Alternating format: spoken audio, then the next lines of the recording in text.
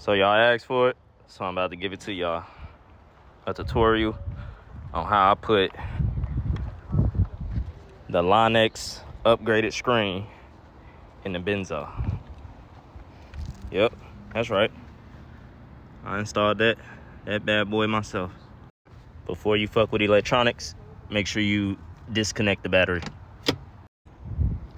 All right, so I got an illuminated star, so I ran my little wiring through here.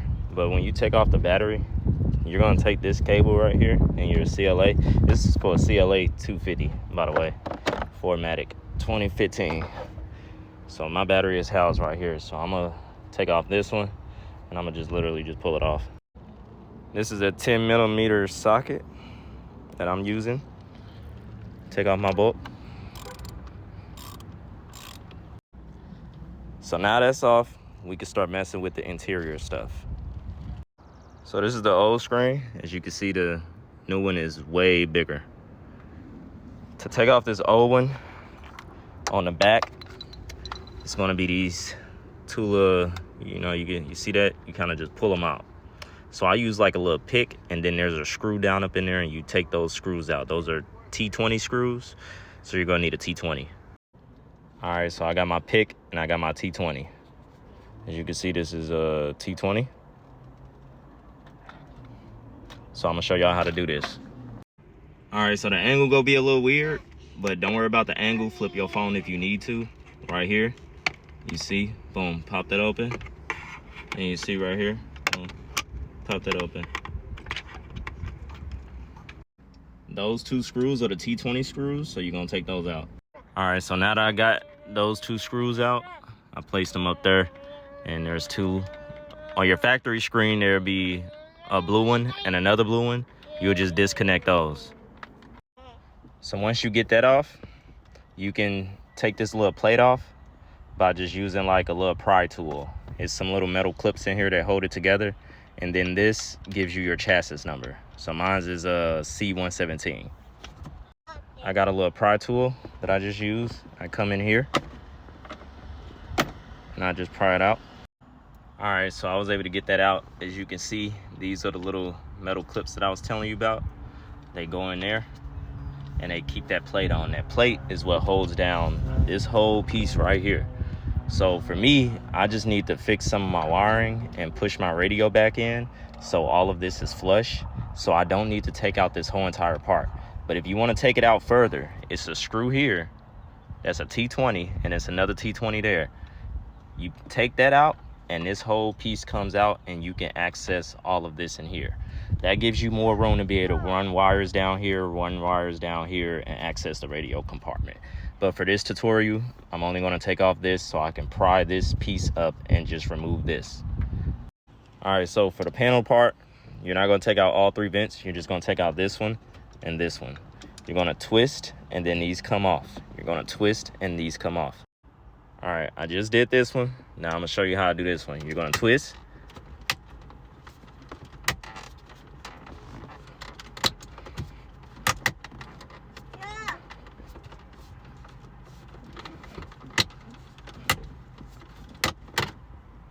Boom.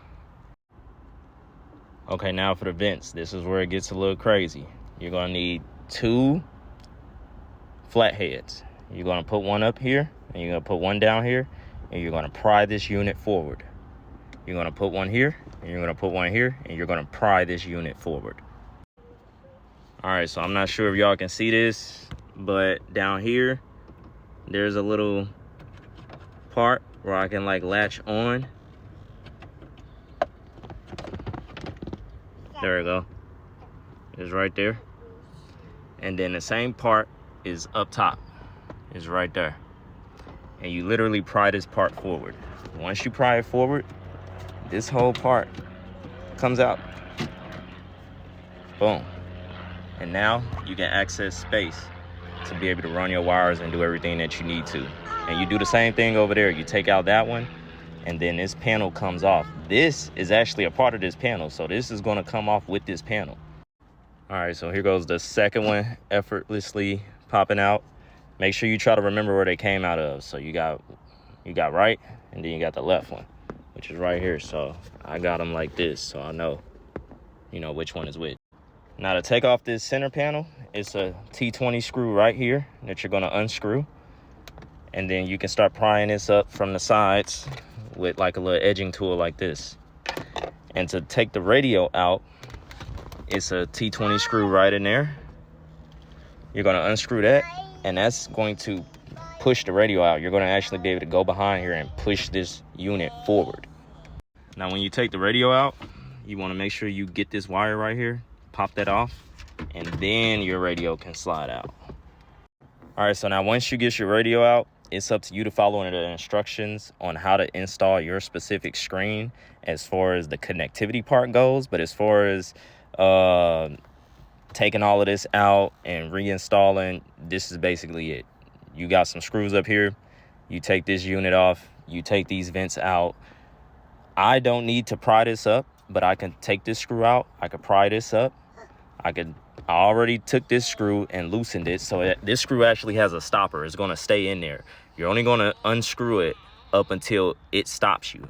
You see, the stopper is right there. Once it stops you, that's how you know that you can go ahead and push this radio unit forward. You take out this wire, and then all your factory stuff is going to be connected behind here. It should look pretty neat for the most part.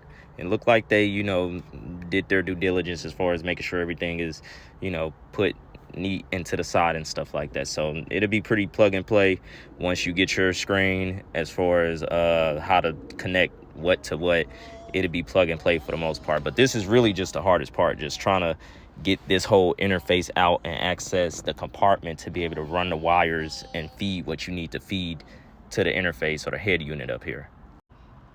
All right, so boom, so we got the whole centerpiece off. As you can see, I used the pry tool, took out that one screw, and then this whole centerpiece came out. So now I can really, close this up, do what I need to do, X, Y, and Z. All right, now I'm about to clean up my wires, make sure everything is good, nice and neat, and stuff everything back in. Then I'm gonna put it together and y'all gonna see how it look. All right, so I think I did my wires pretty good, but for some reason, hiding them is insanely hard. So I'm probably gonna just get my shop up the street to do the wiring part for me and at least close this up. But once you get through the wiring piece, as you can see, I got all my wires hidden behind the center compartment here. So for the most part it's good, but it's still something that's messed up, that's not letting it close all the way. So I'm gonna take it to my shop, but I'm gonna go ahead and close up everything else and show y'all how it looks once it's all fully done. All right, so boom, so everything's back on. I put the screws in at the back. Everything's good to go. So now this is how it looks. So we're gonna start it up and let y'all see it. All right, so boom, so it's good to go now. So we're gonna give it a little start.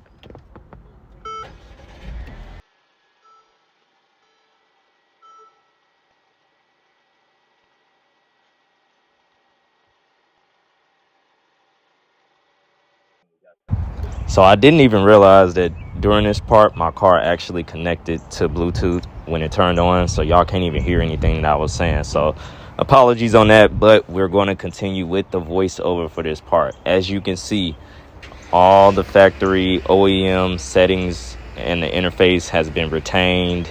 All the controls, the mechanisms, I'm able to go to my media and my navigation, everything that came factory with the original screen. I even retained backup camera.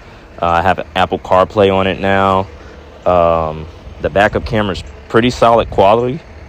Surprisingly, it's actually a little bit better than what I already had originally. So I'll say it's a pretty good upgrade.